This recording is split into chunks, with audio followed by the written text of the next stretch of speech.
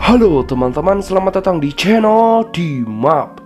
Di video kali ini saya akan menceritakan sebuah alur film yang berjudul A Quiet Place Part 2, yang dimana film ini merupakan kelanjutan dari film sebelumnya. Dan film ini menceritakan bagaimana kejadian awal atau day one gitu, atau hari pertama saat makhluk tersebut menyerang, dan kelanjutan setelah mereka berhasil menemukan kelemahan makhluk tersebut. Dan ya, tanpa perlu berlama-lama lagi, langsung saja kita menuju videonya.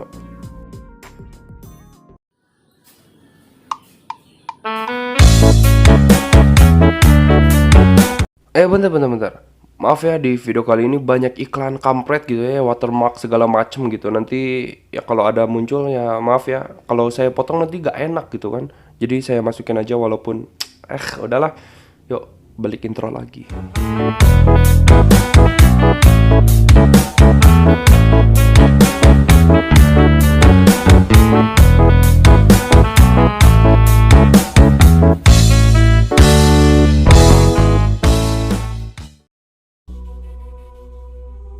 Di awal film, tepatnya pada hari pertama saat sebelum monster buta itu jarambah ke berbagai kota. Lalu diperlihatkan si ayah yakni Lee yang belanja terlebih dahulu sebelum mendatangi pertandingan baseball. Dan terlihat sekilas mainan pesawat yang membunuh si bungsu. Oke, lanjut. Sampailah dia di sana, lalu bertanya kepada sahabatnya Emmet yang sama-sama membawa anaknya untuk menonton pertandingan ini. Dimulailah kini Markus yang bermain. Saat akan nakol bola yang ketiga, tiba-tiba muncul sebuah meteor besar yang menuju mereka. Alhasil mereka pun langsung pergi menuju rumah mereka masing-masing. Si ibu bersama si bungsu dan Markus, sementara Lee pergi dengan kakaknya menuju truk yang diparkirkannya di depan toko tadi. Saat akan pergi, datanglah seorang polisi yang dimana dia merupakan sobatnya lah gitu. Dan tiba-tiba dalam kepanikan ini, pek teh mobilnya terhurung-hurung, sementara si ibu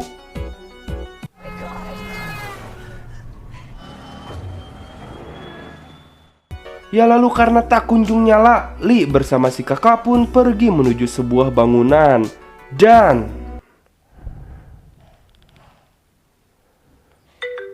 kampretnya handphone milik salah satu seseorang berbunyi. Alhasil semua yang berada di sana pun die, sementara Lee dan anaknya kabur melalui dapur. Namun dia dikejar oleh makhluk itu. Mereka pun berlari dan menuju tempat istrinya berada dengan ada polisi sahabatnya di sana. Dan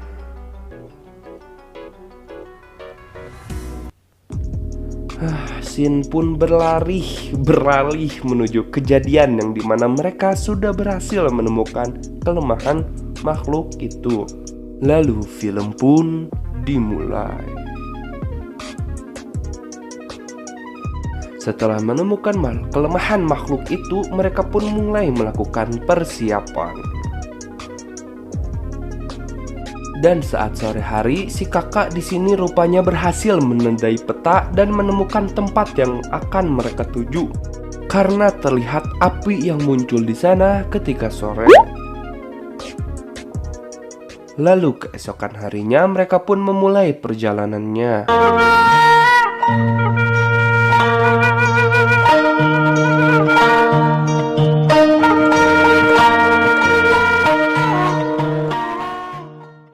Saat melewati sebuah pagar, tiba-tiba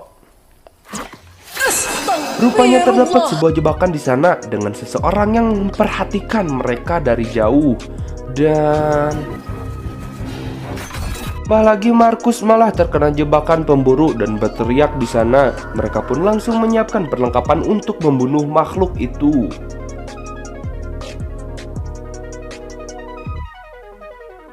Setelah berhasil membunuh makhluk itu, mereka pun langsung berlari ke dalam.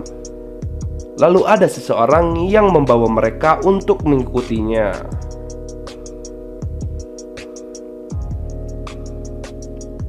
hingga sampailah mereka pada sebuah kapsul dengan kunci yang diganjal menggunakan handuk, dan dia menghitung waktu sebagai pengingat oksigen.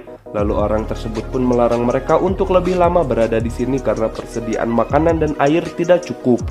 Namun si ibu langsung menebak bahwa orang itu adalah Emmett yang saat itu menonton baseball bareng Teaning. Lalu waktu pun selesai dan mereka pun keluar. Lalu setelah itu si Markus pun diberi alkohol pada lukanya dan langsung panas tiris. Setelah itu Emmett pun bertanya mengenai cara kerja dari alat yang bisa membunuh makhluk kampret itu. Namun si ibu tidak tahu alasannya, yang jelas itu bekerja. Lanjut si Emmett pun langsung menceritakan keluarganya yang kini sudah die 11 minggu yang lalu karena sakit. Si ibu pun lanjut bertanya mengapa dia tak mendatangi mereka, padahal tahu jika setiap sore hari Lee menyalakan api. Emmett pun menjawab bahwa dia mengetahui bahwa manusia yang tersisa kini dikasebelin kabeh dan tidak pantas untuk diselamatkan. Tahu dengan artian ya brutal lah gitu. Jadi si Emmett takut kalau misalnya si Lee seperti itu juga. Lalu pada saat yang sama, pertama kalinya terdengar dalam radio bahwa terdapat musik di sana. Emmett pun langsung menebaknya bahwa itu lagu berjudul Di Balik Laut, karena itu sudah diulang-ulang selama 4 bulan terakhir. Emmett pun kembali mengawasi keadaan di atas dengan memerintahkan mereka untuk pergi esok hari. Lalu saat malam harinya, Markus pun ngorejat karena dibangunkan oleh si kakak dan mengajaknya menuju kapsul itu. Dan rupanya si kakak dengan kepintarannya berhasil menggeledah makna di balik lagu itu, yang dimana lagu itu bukanlah sebuah lagu aja gitu, tetapi sebuah pesan bahwa ada tempat yang aman dari makhluk kampret di balik laut. Beserta si kakak pun menemukan asal gelombang itu berasal yang berada di pulau tersebut pula. Dia pun berniat untuk pergi dengan mengikuti jalur kereta api dan hanya membutuhkan waktu 1 hari hingga ke pelabuhan, lalu bisa menemukan perahu untuk menuju ke sana. Setelah sampai ke pulau tempat sinyal radio itu berasal, dia pun akan menghubungkan suara nyaring dari alat pendengarnya itu dengan radio, sehingga dia bisa menyelamatkan semua orang. Namun si Markus melarangnya untuk menuju ke sana karena berbahaya dan mengancam akan melamporkan pada ibunya. Namun si kakak tetap akan melakukannya karena jika ayah masih ada, ayah pasti akan melakukannya. Lalu alarm pun berbunyi. Keesokan harinya, rupanya si kakak pergi sendiri dengan membawa perlengkapannya. Si ibu pun langsung memohon kepada Emmett untuk menemukannya. Alhasil dia pun menyetujuinya. Kembali ke si kakak yang sedang menyusuri jalan kereta, dia yang menemukan kereta pun langsung masuk ke dalamnya. Anjing, watermark iklan ngalangin woi. Lalu saat dia melihat ke dalam sebuah gerbong, dia pun langsung ngarawel sampai 3K di sana. Dan tiba-tiba Astagfirullahalazim. Dia pun langsung mempersiapkannya untuk menembaknya. Namun sayangnya shotgunnya macet. Dan alhamdulillahnya Emmett berhasil sampai tepat waktu. Mereka pun langsung berlari karena suara shotgun tadi pastinya memanggil yang lainnya. Lalu setelah itu sampailah mereka pada sebuah bangunan. Emmett pun dengan sedikit memaksa mengajaknya untuk kembali setelah makhluk itu pergi. Namun si kakak tidak bisa mengerti perkataannya. Lalu si kakak pun memberitahu caranya, yaitu dengan berkata lebih lambat dan intonasinya jelas. Akhirnya dia pun melakukannya dan si kakak pun mengerti. Namun si kakak tidak ingin kembali sebelum usahanya selesai dan mengungkit sedikit tentang istri dari si Emmett yang mati karena Emmett usahanya tidak maksimal. Lalu si Emmett pun sedikit tertampar di sana. Scene selanjutnya terlihat sekilas yang dimana oksigen milik si orok sudah mencapai garis kuning, atau dengan kata lain isinya sudah hampir habis. Lalu saat ba'da asar, ketika si kakak terbangun, dia mendapati bahwa alat pendengaran beserta pengeras suara itu sudah hilang dengan Emmett yang sudah tidak ada. Dia pun langsung berlari keluar dan tidak mendapatkan apapun. Begitu bersedihnya dia karena dia merasa bahwa si Emmet sudah mengkhianatinya. Namun tiba-tiba Emmet datang dengan membawa kabar gembira, yakni dia menemukan perahu di pelabuhan. Setelah itu si ibu pun kini akan menuju toko obat untuk mengambil oksigen karena mengingat oksigen si Orok yang tersisa sedikit, serta mengambil obat untuk luka si Markus.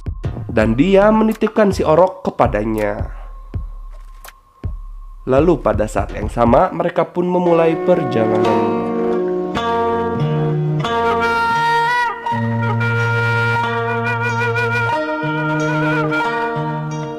Hingga sampailah si ibu ke dalam toko farmasi dan mereka sampai di pelabuhan.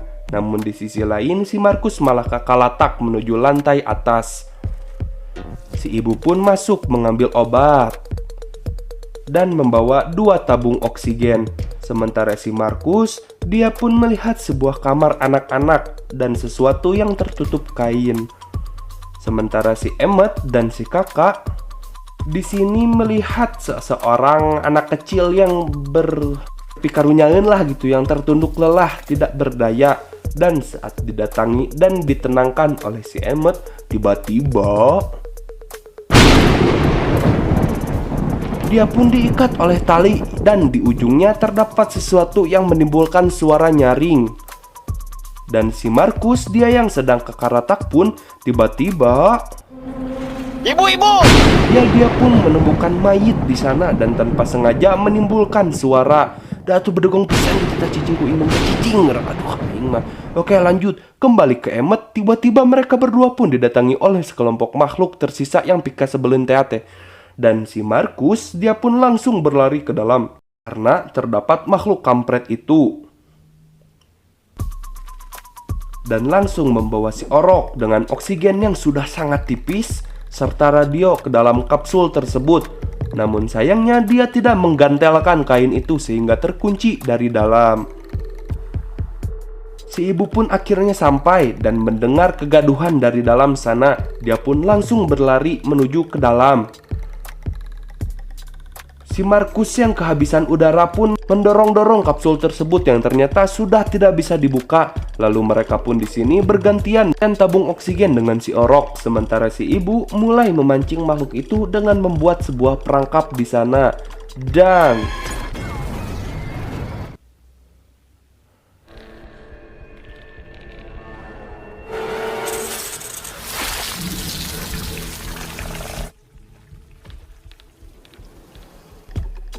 sementara si Emmet, dia yang tuala kaya pun hanya melihat si kakak yang digeledah dan diambil alat pendengar suaranya.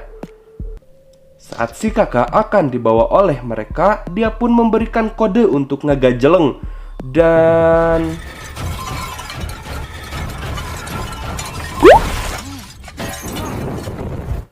kawanan makhluk kampret itu pun langsung membabi buta makhluk pika sebelin ini. Dan dia pun lompat ke dalam air. Dan di sisi lain si ibu yang berhasil memancing makhluk kampret itu pun langsung menuju kapsul itu dengan dia yang menyimpan senjatanya di luar. Dan saat dibuka, dia pun mendapati Markus yang sudah pingsan karena kekurangan oksigen. Namun alhamdulillahnya dia kembali sadar. Lalu si ibu pun menutup kembali kapsul itu dengan tak lupa mengkaitkan kuncinya terlebih dahulu. Kembali lagi ke Emmet, dia yang berenang pun melihat bahwa ternyata makhluk kampret itu ternyata tidak bisa berenang. Lalu dia pun dirawel oleh si kakak dan alhamdulillahnya dia pun berhasil mengambil kembali alat pendengar suara tersebut. Hingga sampailah mereka di pulau tersebut dengan mengendap-endap. Namun ternyata penduduk pulau ini justru mengadakan sebuah kemah seolah-olah tidak terjadi apapun di sini. Lalu mereka berdua pun disambut baik oleh penduduk pulau ini. Dan si Emmet pun ngobrol dengan ketua penduduk di sini. Lalu si Emmet pun memberikan alat pembantu pendengaran itu untuk disetel di radio karena suara yang dihasilkannya itu bisa membantu orang-orang. Keesokan harinya saat ba'da subuh yang dimana si Emmet bajunya belum ganti, dia pun memberikan informasi bahwa ketua itu menyetujuinya dan Emmet meminta maaf karena dia telah meragukannya. Lalu dia pun menuju pantai untuk ngagalau. Namun hal mengejutkan terjadi yang dimana sutradara tidak mau ending yang biasa saja. Rupanya terdapat makhluk kampret itu di dalam kapal yang mereka bawa semalam. Lantas si Emmet pun langsung berlari untuk memberitahu orang-orang bahwa terdapat makhluk tersebut. Dan makhluk tersebut pun langsung memporak-porandakan satu kampung. Si bapak ini pun langsung menuju mobilnya bersama Emmet dan si kakak dan memancing agar makhluk itu mengikuti mereka.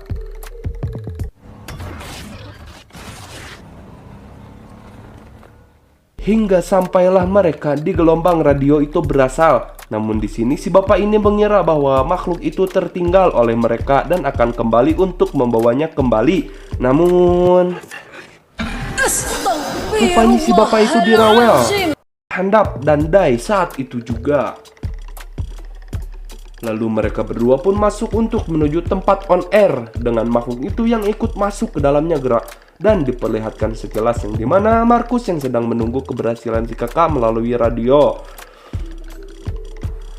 Kembali ke mereka berdua, mereka pun secara perlahan masuk menuju tempat on air. Lalu pada waktu yang bersamaan ternyata makhluk itu tiba-tiba datang menyerang si ibu. Begitu pula Emmet serta si kakak. Dan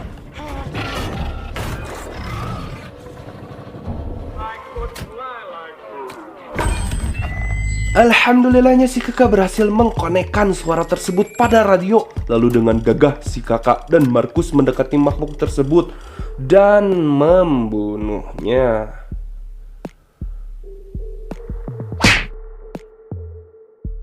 Lalu watermark iklan segede orok King Kong pun muncul. Dan tamat. Anjir, gila cuy, keren parah, ending yang gila dan mantap, keren, edan pokoknya mah edan. Wah, cuma ekspektasi itu jauh cuy, asli. Aduh, ini saya nggak bisa berkata-kata lagi lah gitu. Yang jelas tuh ini film tuh keren parah gitu kelanjutannya itu ya. Dan kalian kalau misalnya belum menonton part 1, boleh langsung aja di link lah gua sih aja. Saya maksudnya. Nah udahlah ya, terima kasih yang telah menonton sampai akhir. Kurang lebihnya mohon dimaafkan. Assalamualaikum warahmatullahi wabarakatuh.